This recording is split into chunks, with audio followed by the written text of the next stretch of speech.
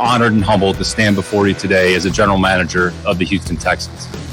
Our goal is to build a program that centers on being selfless, willingly accepting challenges, which we unquestionably will face and have faced and will continue to face each day.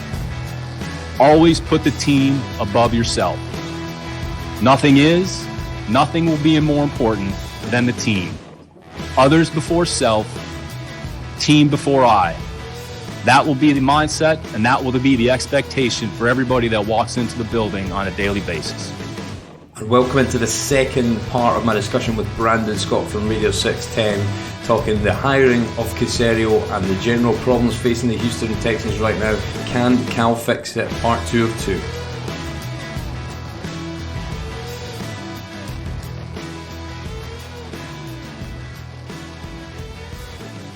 You know, there's always rumours, and I think the Eagles firing Peterson yesterday took a bit of heat off Houston because they've got obviously issues in the background and people unhappy. So I think that was probably timely for us just to maybe take us out the crosshairs somewhat. But then when you look at the first two people they've gone to, Robert Saleh and Arthur Smith, two guys, one of which, the latter, which we've put a request in for, but not necessarily, well, we've not actually scheduled an interview yet. Now the Titans are out of the competition, so there's an opportunity to. But I just thought it was interesting. Their first two guys publicly credited with were these guys. Why are we not in the race for those guys? What do you think? Yeah, it's curious. It's curious why we wouldn't be. I think that's the other part of this conversation. With especially with Deshaun Watson, having some frustration with them not interviewing Eric Bieniemy, who I don't necessarily think like has to be the guy or anything like that. But if your quarterback likes him, you should probably at least make a phone call or something. Like there needs to be something there. Robert Saleh, very surprising to me that especially with what he's done this season and the circumstances under which the 49ers defense has played under, I do not see how he doesn't get a look, how he doesn't get a phone call. It's odd. It's odd. Now, I think that there was some encouragement in the idea that they would reset their head coaching search. On the one end, you could be encouraged by that because you could think, oh, well, they haven't reached out to the guys that you think they need to reach out to, but they could also go the other direction. And I think that's what a lot of what we see. We're starting to see names that we didn't even expect to ever see or hear about. The why they haven't reached out to Robert Saleh is a curious one to me. Eric Bieniemy in particular, because of Deshaun Watson's at least a curiosity in Eric Bieniemy. It's an odd thing how they've gone about this, and I think that they've really kind of messed over the idea, or I should say, validated the idea that they're just kind of shooting from the hip. That they don't really have a good gauge. Like they've interviewed people that no one's interviewed, and then they haven't interviewed some of the obvious candidates. And it's hard to know exactly what to make of that. If you have more confidence in, like, if the Texans were somehow like on the cutting edge of football administrations, if they were like the Houston Astros of several years ago, you might be like, oh, what are they doing? They must know something that we don't know. But because of what we understand and know about the Texans and their incompetence, you look at it and you're like, oh, here they go, kind of wetting the bed again, so to speak. So it's an odd thing. Now, I will say that they're still talking to agents. There's coaching agents. They're still going to do more interviews. There's more news that's going to come out. We haven't seen all the candidates. They haven't. I know there's been some speculation of, hey, do they already have their guy from based off of how Cal's talked in some of these interviews? I don't think that they do. I could be wrong on that. They could have their guy. I don't get that sense based off of the fact that they're going to do more interviews. But if they're going to do more interviews, if they're going to look at more people, you would think that Arthur Smith, Robert Saleh, Eric Bieniemy, these are some of the names that would be on the list, especially if they haven't been already. And we'll start that process and look forward to getting in, like I say, a head coach and this guy's different. This guy's different from Nick. I don't know if you can tell, but Nick's a little more introverted, if you will, and I'm a little bit introverted, if you will. I mean, but the head coach will not be the introvert. The head coach will be the one that will be really communicating our message, communicating our vision, and that's the person the fans will see the most. And so they'll gravitate towards him. The team, he'll be constantly talking to the team and explaining that vision and communicating those things. And he'll be the leader of our group, the leader of men. And, hopefully, he'll give a speech and they'll all want to run through the brick wall for him, which is all what we all want. I just sat last night and I just sat and watched the press conference of every single one of these candidates. And, can you see a head coach? And you take those comments by Cal McNair saying about, and it looked like he'd basically referenced whether it was a Freudian slip or it was just poor use of tense. I don't know. I wouldn't put it past either based on his communication ability that we saw in the press conference on Friday. But it seemed like he got their guy, but he talked about being a leader of men. So I was like, well, who's the leader of men then? So Gerard Mayo's the only one that I can have watched of those guys that I think. Leslie Frazier could well be former head coach. He got the Vikings to a point, and then obviously got the quarterback got injured, left with Texans special teammates. Joe Webb was left at quarterback, and the season kind of frittered out from there, and his final season wasn't necessarily the best. Now, Albert Breer touched on Staley, Joe Staley from the Rams, which put on a masterclass against Russell Wilson, how to defend that Schottenheimer offense. And Brian Dabo, he were the two guys that he referenced that could be in for a shout, and there was connections there to Staley, and obviously we know the connections to Dabo. But when you sort of wake up on Monday and you go through the cycle again, you think, here we go, what's going to come out today? When you got Jim Caldwell's gaining buzz, which just seemed like his agent was dropping his name back in there because his sort of heat had died down a bit. And then you've got a 65-year-old wide receiver coach, David Culley, who's been around the league for a long time and not really been a coordinator bar college. So you've got to hope there's names that are going to get pulled out the hat this week. But my concern is this just another ruse? And Cal's put his foot in his mouth and let that slip already, and the ruse is still to play out, and trying to think that the general public and onlookers are merely there to be fooled by their ways. What do you think? Yeah, I don't understand why he had to specify that the coach was not going to be an introvert, like supposedly he and Nick Caserio are, because that had us doing the process of elimination. Who's going to be the guy? Who are the extroverts that they've been looking at?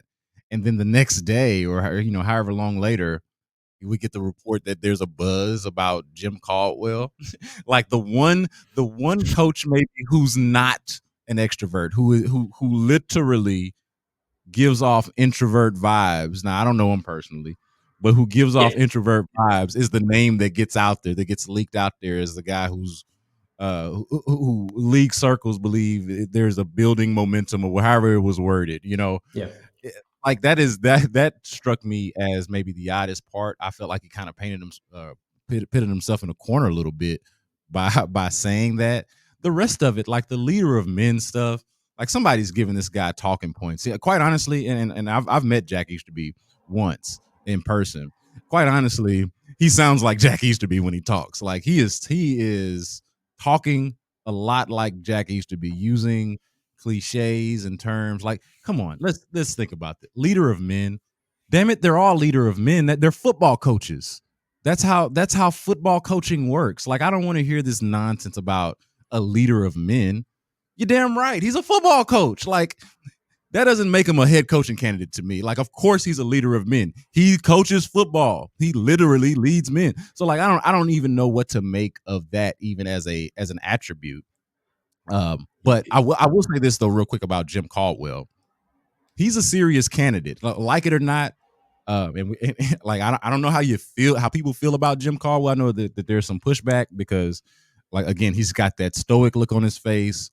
He's got the reputation of kind of just being a Peyton Manning, Tony Dungy flunky, and just a product of that.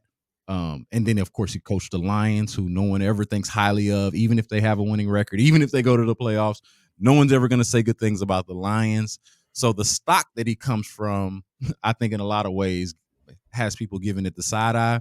But I will say that just for your listeners and for Texans fans, whoever might hear this, don't discount that report. Don't belittle it. Don't dismiss it.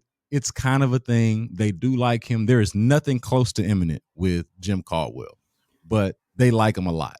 Yeah. And in some cases, some of these interviews that you've heard of, some of these guys are going to get second interviews, and Jim Caldwell could very well be one. He could have already gotten one for all I know. I'm not entirely certain on that, but it is odd that Monday morning you come in and the names that you're hearing are just feel like they're out of nowhere, and they're not doing any of the things it feels like that the other teams are doing. And in some cases, like you mentioned earlier in the podcast, they've got really good candidates like Matt Eberflus, who was my top candidate, declining to interview with them because of this because of this spectacle, because of this mess that's going on. Yeah, and I tweeted that out. I felt a twinge in the stomach when you saw the outlet of Mike Florio. Look, he's not got the greatest accuracy record of Texans leaks and insights, I think, from certainly recent memory. Not always been a source of leaks, but when you have the first one to break the Leslie Frazier interview was the same source as the ones that are spouting out trade rumors, I thought that makes me feel a bit uncomfortable. But we'll see where it goes. I think the age of the coach, I think, is important, and I think you've got to strike a balance between having somebody who's only just a couple of years older than some of your players, is probably younger than your long snapper, but is not of a generation of 60, 65 plus. Because I think the big issue is, and I've noticed this in if you think right back to the Owen Daniels, did you know what Matt Schaub was doing on his holiday? Was he putting it on Instagram? No. Times of players and their mentality and the way they look at life is different, and you need people to be able to relate to that. And you can't go in and think you can just get in a 65-year-old coach, get a tune out of some of these guys if he's unrelatable. And I think that's probably why. Look, Mike Vrabel has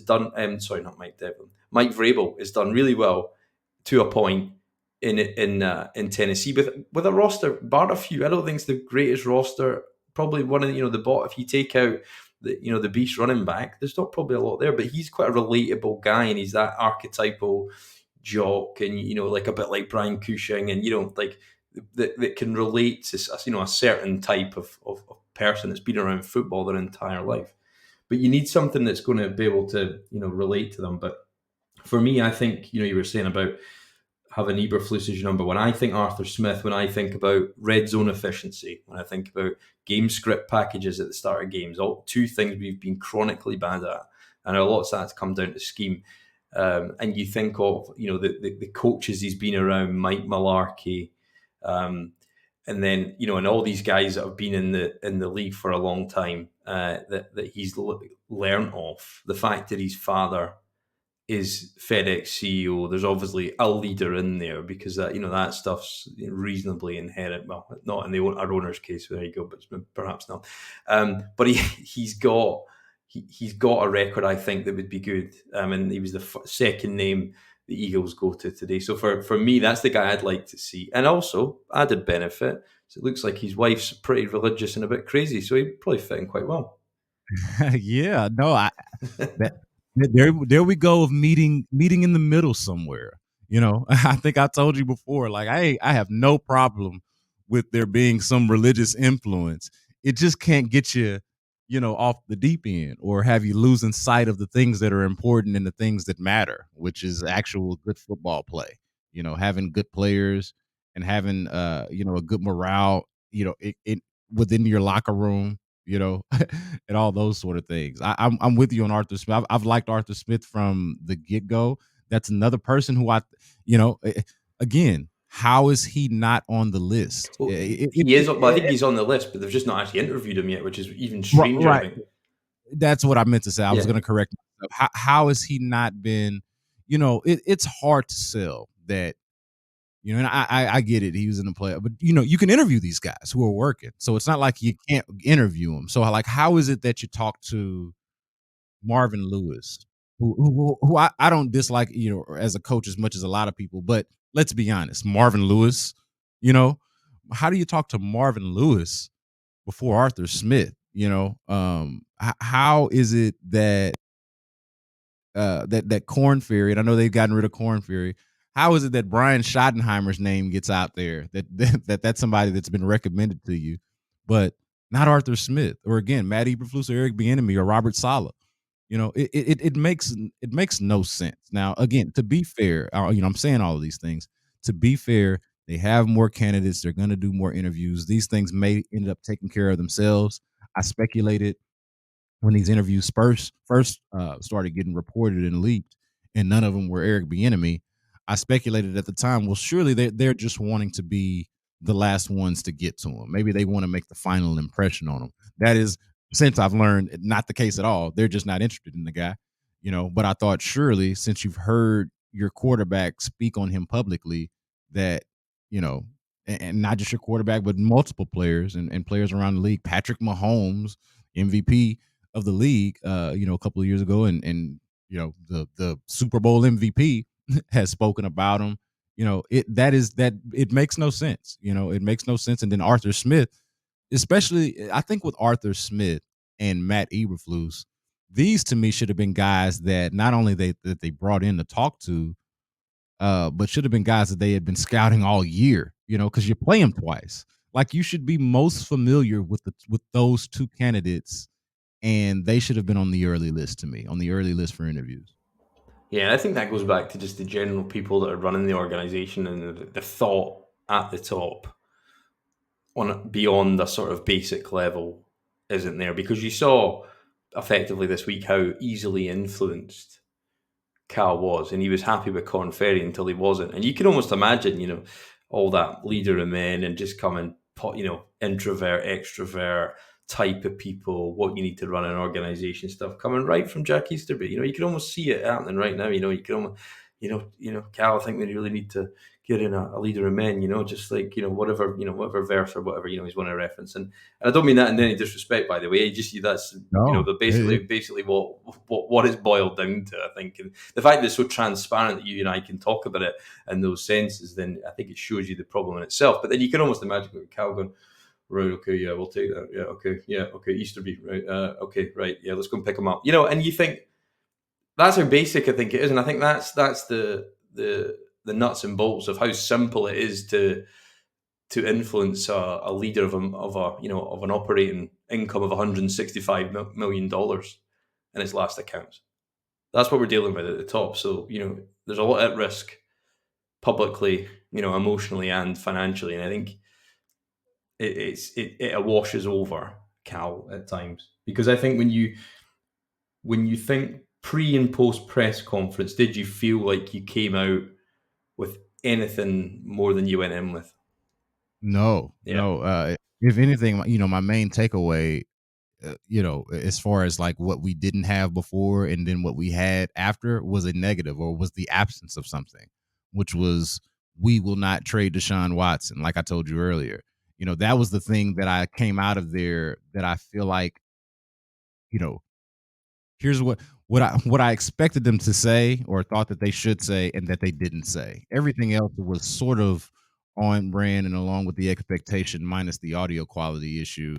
I don't think I anticipated that, but the rest of it was pretty much on brand. I'll say, Nick Caserio, to his credit, was a little bit more of a person than I was expecting.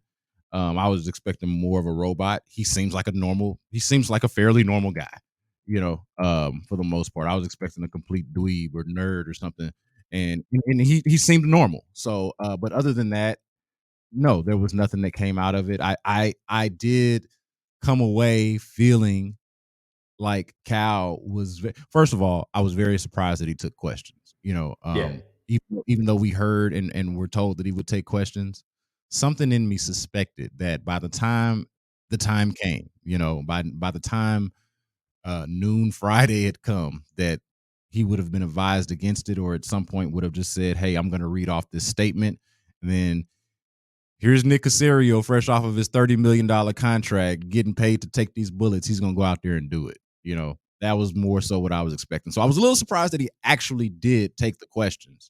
But beyond that, and as far as the things that he said, I think it feels like, if anything, it was confirmed to me how impressionable he can be, and how, just to be frank about it, he does not come across as a strong leader. I don't know the guy personally, but every public appearance that I've heard, and this was maybe the longest one that we've gotten, this guy's just not a leader. When Deshaun Watson tells you in the press conference, we don't have a foundation, we need a leader that we can follow. Well, there you go. Here it is. Case in point. The second comment that I took from the follow-up interview, of course, it was an Texans employee, so he could get the questions probably in advance. And he actually oddly referenced running through the wall this time rather than building the wall. Yeah, which would be terrible. Imagine building something and then running through it. Yeah, because that's symbolically, that's kind of what he's done. His father's legacy that's left him. So maybe he subconsciously knows that. And I think he has. And I think I heard somebody on 610 yesterday saying about Bob McNair rolling in his grave, and I think it was Seth. I'm not going to answer that. Yeah, but I don't think it's far off. To have that analogy, because he's taken it in a direction where he doesn't know. But I think the second comment that he picked up on was, I've been around the league, and then he almost got a bit emotional and said, yeah, obviously with dad. And I don't know, it just felt like it was almost like he's been so long in his father's shadow, he's now in the limelight and he's not got a clue what to do. Yeah, no, this is somebody who does not belong in the limelight. Yeah. He just, quite frankly, doesn't. Beyond not being a great public speaker, if I want to give him any credit, I'll say, like, he, as robotic and uninspiring as he was, he actually was a little bit better than I expected, which does not say much. Yeah, that doesn't say much. Like, he didn't fumble over his words. I just think they had a poor choice of words. Like, he said everything he intended to say. They just had bad words to say, or things that did not resonate or inspire at all. But yeah, no, we're talking about a guy who, not just among his team and fan base, but around the league, man. You see how people are talking around the league about this. What executives are saying, what coaches are saying, people pulling out of the job. There's that report that Eric Bieniemy might not even be interested in. Imagine that. Yeah. A guy who's been overlooked for however long, is black, and so I don't care what anybody says. That is one thing working against you in a lot of ways. And so, black people in this country are taught to button up and to keep an open mind to every opportunity that you might get. The idea that he might not be interested, I mean, that speaks directly to ownership. You think if they had strong leadership, strong ownership here, that report would even come out, whether it's true or not. Like that is just, it's all indicative of a guy who is in over his head. I think Cal is probably, he seems like a good guy. He's probably actually a good person, but he's not a leader. He's impressionable, and he's allowed someone who is no more qualified to do the job than he is to come in there and tell him what to do. And so, yeah, no, it is troubling to consider, and you can certainly understand why Deshaun Watson would be unsure. It's the longer term ramifications, and I mean, if you think back to last free agency, supposedly Chris Harris Jr. turns us down for less money to go and sign in LA, and I'm sure there's probably a number of examples of that. And you think it's the reputational damage. It's there's often a saying, it's going to take you twice as long to build it up than it did to break it down, and I think that's potential reality in a position where we're looking to rebuild and find quality value free agents. Draft less so, because the players got no choice. But I think in free agency, and particularly this head coaching search that needs to find a positive note to start enter this offseason with, I think all the stuff that's gone on in the last week, and there's been a hell of a lot, tried to outline it that right at the start. It feels like that's going to, the reverberation of the waves of this is going to be felt for some time. Hey, so can we play a quick game real quick? I have my Google Doc up with Right. the questions that I was going to ask Cal McNair and Nick Caserio. These are questions that I didn't get to ask in the press conference. And I'm being honest with you. I wrote this up on between Thursday night and Friday morning before the press conference. So these are not fresh notes. These are all things that I was wondering going into. Okay. Yep. And I think this speaks to the points that we're making now, the conversation we're having now. Question for Cal, and I have in parentheses, this could be for both of them, for Cal and Caserio. What's your sense for the Texans' reputation around the league among players, coaches, and front offices? That's a question that I would have loved to have gotten their honest answer. Now, I don't know if they would have fumbled it, how they would have handled it, but it's a question that I feel like would have been fair and probably should have been asked, considering how much time that we got with them. You would have deflected probably and said, Yeah. And then another one. Aside from having Deshaun Watson, what's appealing about the Texans? Now, we would have gotten a rosy answer. Yeah, we're committed to excellence. Some bullshit. Right. But I think more than anything, and one of the reasons why I probably wouldn't have maybe not have gotten to that question, it would have been lower on the list and actual get into it, because it sounds like a loaded question. Mm-hmm. But it's something that the rest of us can kind of, away from the press conference setting, we're saying, hey, aside from Deshaun Watson, we might love the team, but there ain't really a reason for anybody else to. Another question, and I won't give you all of these, but just kind of give. No. I'll do my best impression of Cal and answer it. This is where my mindset was, heading into the press conference. This is for Cal. Where do you get your advice from when it comes to running this football team? And I mean, before Korn Ferry and before that group of advisors that was announced, who has your ear? Fuck yeah, that would be I would have loved to have seen that one answered. And I hate that that's not the one that I went with. I should have actually gone with that. Yeah. Another one in parentheses, or I'm sorry, in italics that I wasn't sure if I would ask or not, but it's just here in my notes. How much is faith playing a role in the decision making on this football team? Yeah. I'd love to know.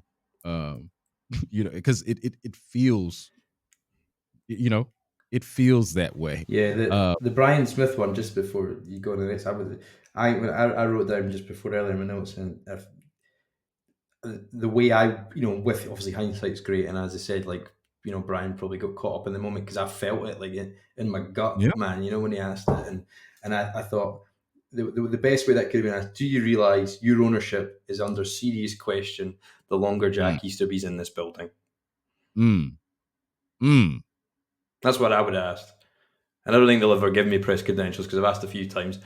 And that is the more, let me say this, that is the more direct version of some sort of combination between what Brian and myself and Vanessa asked. Like that, that probably could have succinctly asked the questions, the three questions that we were asking. I think. Yeah. Another one real quick to throw by you. When JJ Watt is walking off the field to end a 4-12 season, and he's apologizing to Deshaun Watson on the team's behalf for wasting one of Deshaun Watson's years, how does that strike you? I'd love to know, what does the owner think when one of his superstars who's aging tells his younger superstar that they've wasted a year, and the whole world can hear it now because it's on Twitter. Yeah, that was upsetting. I think in many ways, I don't think they probably knew they were being filmed. I don't know if it was a boom mic picked it up, but yeah, that was tough, that one, because you think it's true that this season we've just played, regardless of and we've not touched on that, but that one score fallacy they kept rolling out. I mean, Jesus. I mean, how can you? I mean, who's fed them that? And even Caserio picked up on it to a degree. And look, there is, turnovers, a bit of luck in there, a couple of players, but you set that, position to be that way. So the fact they got that was there. And you think of all the questions like your view on scouting that was asked, who the head coach is going to be. There was a couple of others about, and then the bit when he started padding, and Aaron Smith's quite is plugged in to the building from the Chronicle, and you can kind of see why, because he kind of sort of buddied up to him a bit, and then he just basically erased the last 5-6 minutes of the press conference by asking him about London Fletcher. Completely erroneous. Took the sting out of it. It didn't equate to the pertinent questions that needed to be asked at that point.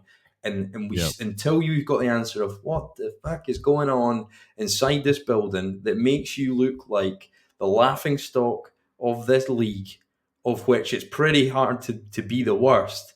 But we've seen teams have been the worst. You've seen the Browns, you've seen the Bills, both in the playoffs this year, but being the doldrums of this league, the Bengals, you've seen teams who their owners haven't given the right direction, been a bit heavy-handed, but we've been the complete opposite of that. And I think that the reflection that I think of, if you think of Gary Kubiak, if you think of Rick Smith, they were paid undue faith for a long period of time. Bill O'Brien as well. The McNairs are, in their heart of hearts, nice people. Yeah. But they are foolish in the sense that they are overly loyal. And this whole, we need to build a consensus.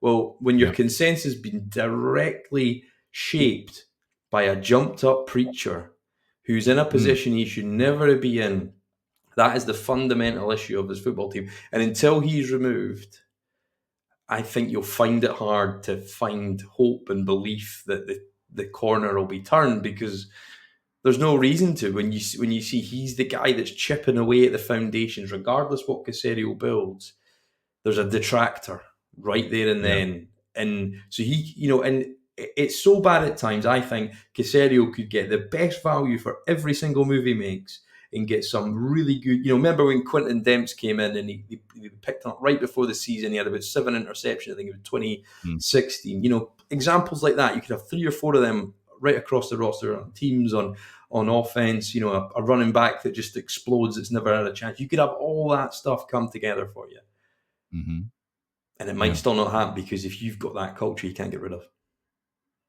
So you are speaking to. I've got one more question. Go for it, man. And you are speaking to, and you correct me if I'm wrong here, I feel like you're speaking to accountability now. Yeah. So another question that I had down, and I was going to preface with this. Here's the question that I wrote down in my Google Doc.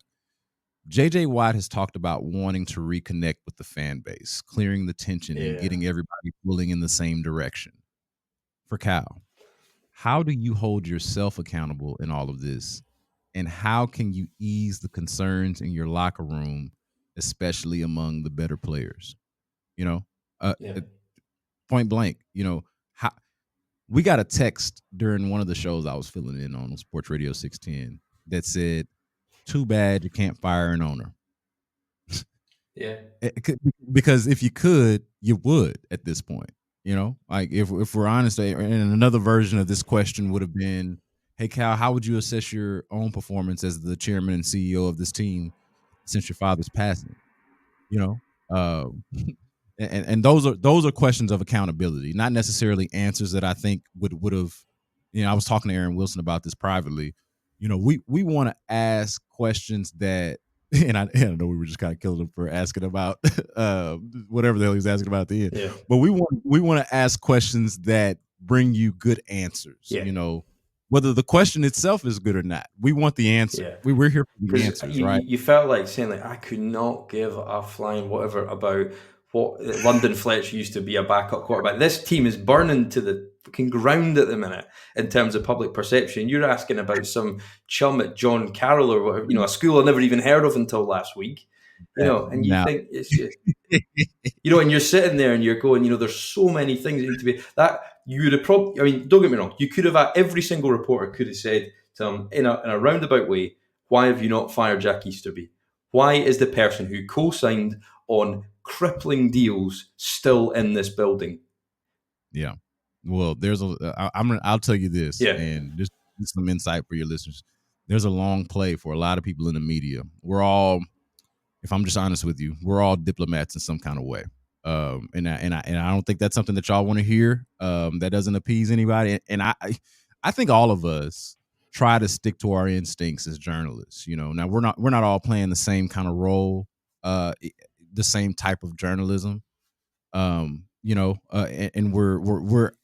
we don't have the exact same purposes. They're similar though. We are all there to get good answers. But there's also an element to this about cultivating relationships and making a long play and having to understand sources and who's going to be here. Think about that. You guys got to think about that too when you're thinking about the guys or the guys and gals that are in the press conferences asking questions and the questions that are asked. Part of the thing that we have to calculate as well is who's going to be here. Who will I be asking questions to for the foreseeable future? And look, I'm not saying I'm trying to go up and cozy up to Jack Easterby, but I will tell you that's somebody that's going to be here. Now, I don't know if I'll ever get to ask him questions publicly, but he's going to be here, So we were doing somewhat of a brave thing by questioning him the way we did because we all have the same questions and concerns. And of course, the fan base is probably even more passionate about this issue with Jack Easterby. But make no mistake about it. And I've said it maybe twice or maybe 3 times already. He's firmly in power. Firmly. He's going to be around. So it's probably not in our best interest to bark up the tree, but you got to ask the questions that need answering. There is this element of, let me personalize this guy who's getting these darts thrown at him. Let me soften up this guy who hopefully I get to talk to again before the draft or the next, meeting, whatever meeting, off-season meetings happen in Indianapolis and all that type of stuff, scouting combine and whatever opportunities that you get to get a hold of the GM. There's this desire for him to remember you as the guy who either asked a really good question that he thought was insightful and that and that didn't bother him, or one that made him feel comfortable. And in less pertinent times, I do that myself, right? You've heard me. I've asked Deshaun Watson about the music he listens to and things like that. But those weren't in the moments where the franchise in the moment felt like it was burning to the ground. Yeah, and you said to me before, like, I don't ask questions for the sake of asking questions, but there is sometimes there's an awareness of what people had a right to hear, because ultimately of that 136 million, I think some 110 roughly is television sponsorship income. And the rest is all hard-earned dollars by, like fools like me, that have bought, more, stuff than you'd ever want, and you think you've invested in, and if I added up all the flights and all the tickets that I bought on secondhand markets and all this kind of stuff, it's times like that you just think, what am I doing this for? And that was the reason why this podcast was called Turn Up for What, because you thought there's been plenty of times when I've thought, what am I doing here? But I don't think there's ever been a week that's come together in such a sinister way that the fact you thought, actually, it's not that the team are bad. It's not that the team aren't that good, but they're trying to win. It's the team has potentially got a problem right to its very, very core of the people that are running it and the toxic influences that certain individuals are bringing in. You think when it's gutted to its core like that, when the rot sets in deep, it feels like there is no option to move on. And until something radically has to change in the next couple of weeks for people to even have a reason to believe, I think. Yeah, and I don't, not to be the bearer of bad news, I think the best way for fans to approach the foreseeable future is to hope to God or whatever you believe in. I didn't mean to make I'm not trying to push those buttons, but hope to whatever you believe in yourself. I don't care that Nick Caserio is competent, because I do think that competence can save the Texans. It's the only thing I think that can save the Texans is actually being good at your job. Because let's point this out. Just to be fair to Jack Easterby real quick. If the guy was good, if he knew what he was doing, if for some reason he was a czar or was able to step out of the pulpit and immediately into the personnel room and group and start drafting his tail off and making good trades. Like if he was good and effective, we wouldn't care about the other stuff. We wouldn't care, you know. That is the problem, is that these things that don't have anything to do with football are interfering with the football and having an adverse impact. If they were able to piece all of this stuff together, you know, if it was, you know, if they were able to be Dabo, you know, the Clemson way. Dabo gets a lot of heat. Dabo Sweeney at Clemson University, where Deshaun Watson played, gets a lot of heat for the influence of religion and things of that nature, especially at a state university. You know, the concept of separation between church and state in America. Yeah. But you know what? They allow it because my man wins. My man's competent, or is at least hired competent people around him. Whatever. The end result is winning, production. So all you can really hope for, because if you're hoping for Jack Easterby to be fired, like Jack Easterby's going to have to do something that betrays the trust of the McNairs. It can't be. It's not going to be able to be his incompetence, because he's shown that, and the McNairs are either forgiving of it or just as incompetent and see his view or whatever it is. You know, like that's not enough. He's going to have to do something personally, I believe, and maybe perhaps professionally, but it's going to have to be personal, and something that really gets him fired is not going to be a football thing. You know, he's going to have to betray their trust in some way, and that's the only way to get rid of the guy. As long as he has their trust, he has his power, he has his position in the organization. So from there, the only place you can go to is to Nick Caserio and say, "Hey, man, I don't know how much influence you had in New England. I don't know how responsible you are for some of y'all's bad draft picks, for some of y'all's poor trades. Mohamed Sanu comes to mind. I don't know how responsible you are for those things, given Bill Belichick's power there. But I damn sure hope that you got a better sense for this thing than Jack Easterby and Bill O'Brien did." That's the best you can do. Like, as much as you are possibly uncomfortable with Nick Caserio's hire, as much as you might be bothered by his presence, he is kind of your hope. He is your saving grace in this sense. Yeah. Like, if he's good at what he does, you know, if he's truly good at what he does, and sidebar, the thing I mentioned earlier, is able to put Jack Easterby in his place because of that relationship, this thing might work out. The other end of that, of course, is massaging this relationship with Deshaun Watson and making him feel like he is a part of the process, that he's not being ignored. Also, that you're not trying to pacify him. We didn't hit on this, but one thing that bothered me yesterday about some of the interview announcements, and I'm kind of going on a tangent here, I know, but with you know, Leslie Frazier, you know, the guy, I'm blanking on the guy's name already. My guy, the Ravens guy, the David Culley, yeah. This guy, David Culley, the report earlier that Jim Caldwell is the, you know, buzz is, you know, growing that he's the front runner or could become the head coach. What I want to caution the Texans and really hope that they don't do is offend Deshaun Watson by trying to pacify him. Yeah. With this idea that they're just going to hire any old black coach. Yeah. Because Deshaun Watson, and I'm not you know, campaigning for Eric Bieniemy, but Deshaun Watson's interest in Eric Bieniemy is not just because he's black. Yeah. It's because it's a black qualified coach. This is an actual legitimate candidate. Yeah. Never mind this nonsense or any of this bullshit about how we can't find enough black people to fill this role, or where are the black candidates? Well, here's one. We've brought you one. You know, not just the ones that you know. But here's one that maybe you don't know. Here's one that you don't run in the same circles with. Here's one that maybe isn't friends with Tony Dungy or hasn't worked for him. Here's one that doesn't act like Tony or talk like Tony Dungy. But you know, does it not? Sorry, on you go, man. No, I'm just saying. Like the point that I'm making is, don't make the mistake of trying to placate Deshaun Watson. Yeah. With just any old black face and think that's what this is about. Yeah. Because this is not that. You know, and that's an insult to Deshaun Watson. That's an insult to diversity in hiring practices. That's an insult to black people. That's an insult to those candidates that they're hiring.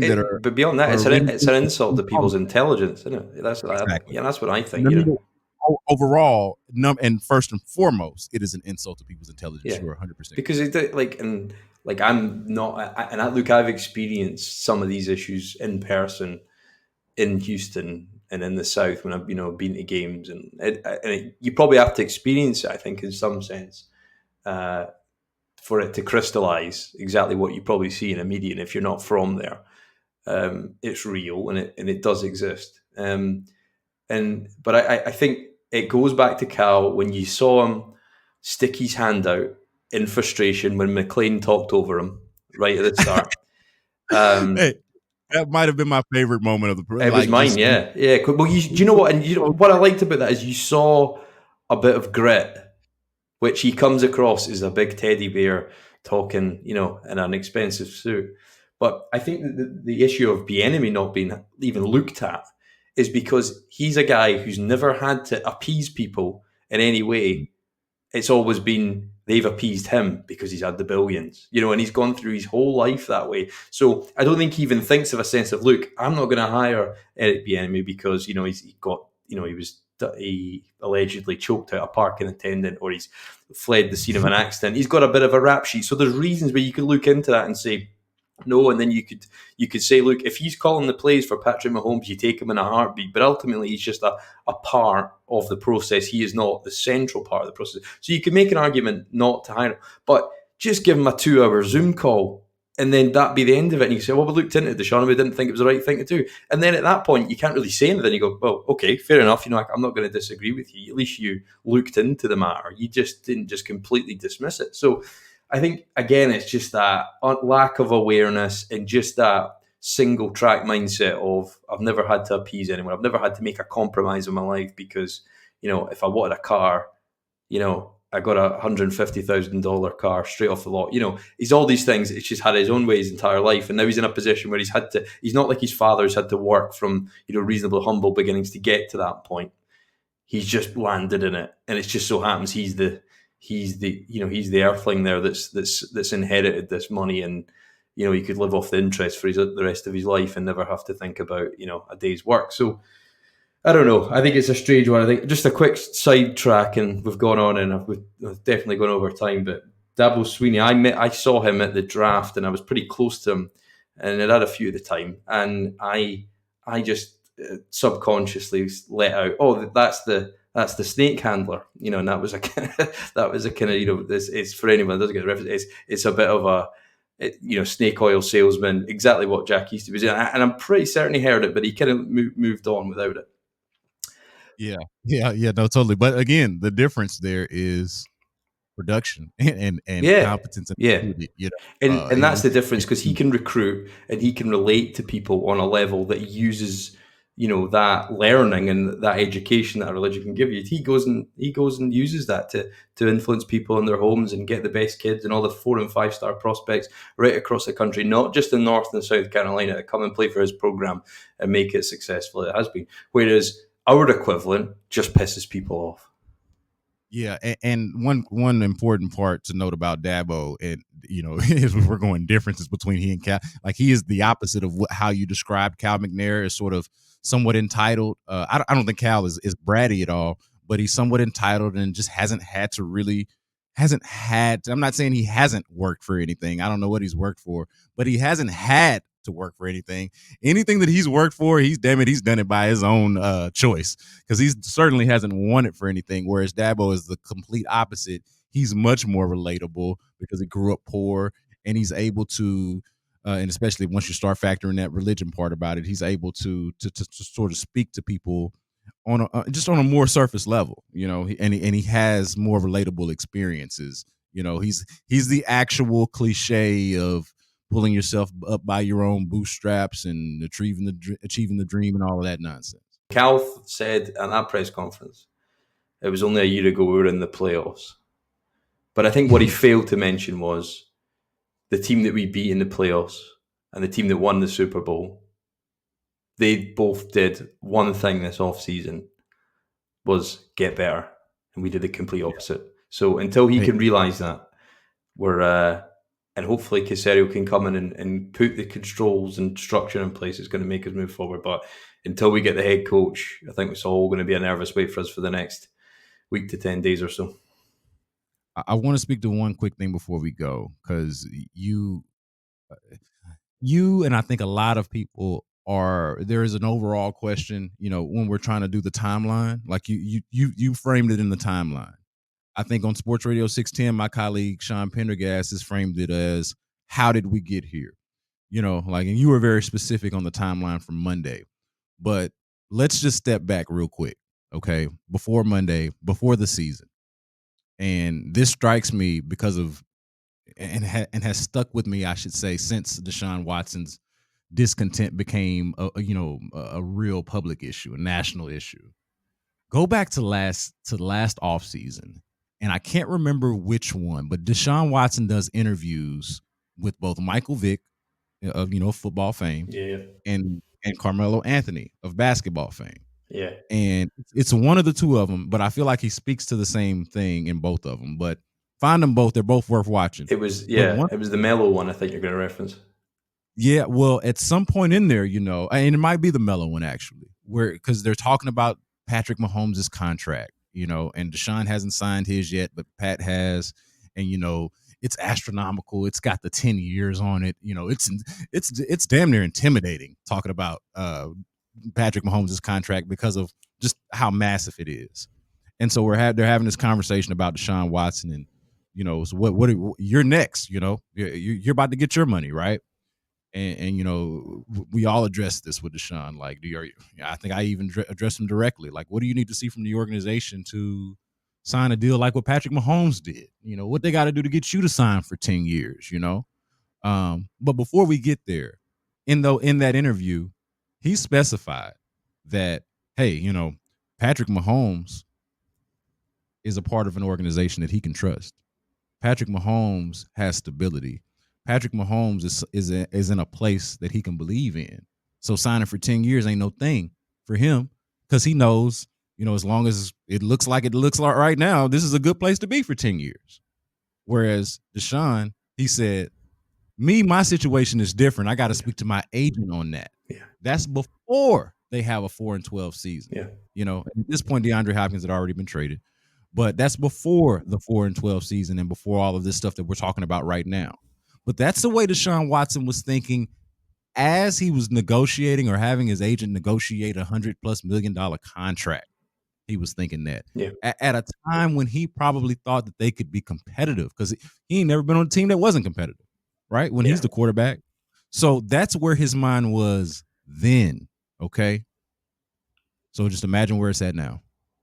Yeah, I think you're right. And it's funny you bring that up, because the second you said that there, that he said that, my situation's a bit different. We're looking for something shorter or something along those lines. I'm paraphrasing. So, look, you do. I think that's two-pronged. I think one is absolutely holistic, long-term outlook of the franchise and the people that are running it. Him and his agent, quite rightly, just as none of us do right now, have any faith in that. And then I think secondly, it makes commercial sense, because, look, I mean, signing a 10-year deal in a salary, where you've seen double-digit inflation of the salary cap year upon year, compound, doesn't make sense to sign any more of a 3 and 4 year deal, because when this new television contract's negotiated, you've got a chance that the cap number is going to rocket, by the biggest, and it will rocket by the biggest amount it ever has done, and we've seen it go up some 20 million so some off seasons. So it makes commercial sense to come back to the table and renegotiate, but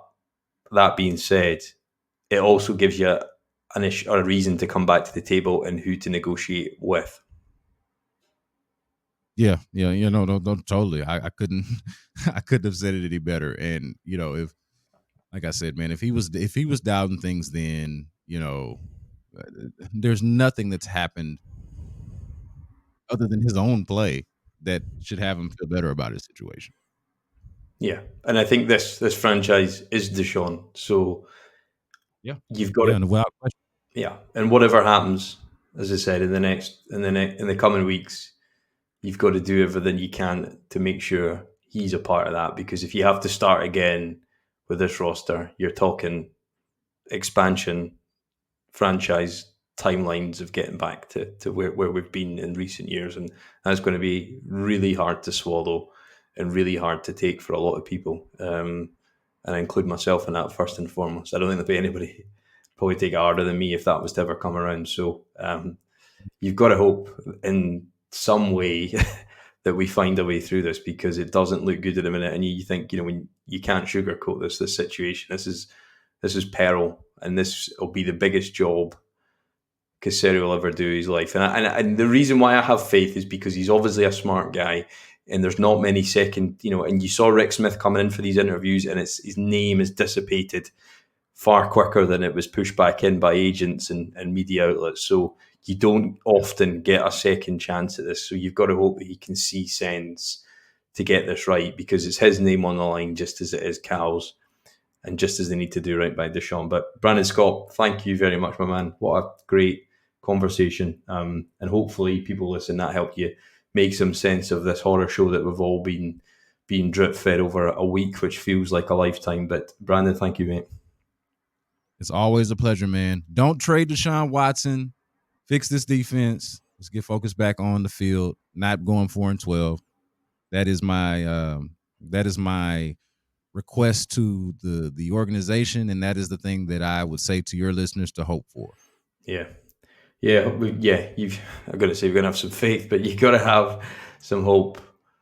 Common sense will prevail, and we'll hopefully step forward in a positive light and even give ourselves a chance to be competitive in 21. Because I think that's the difference that we're facing right now. So thank you very much once again for listening on the Turn Up For What podcast, talking your Houston Texans straight from the Great British Isles. We'll be back hopefully in the next couple of weeks to talk about a hiring of a competent and a head coach that brings some belief in the Texans faithful. But thanks once again for listening. You can check us out on podcasttexans.com, at Podcast Texans on Twitter and on Facebook.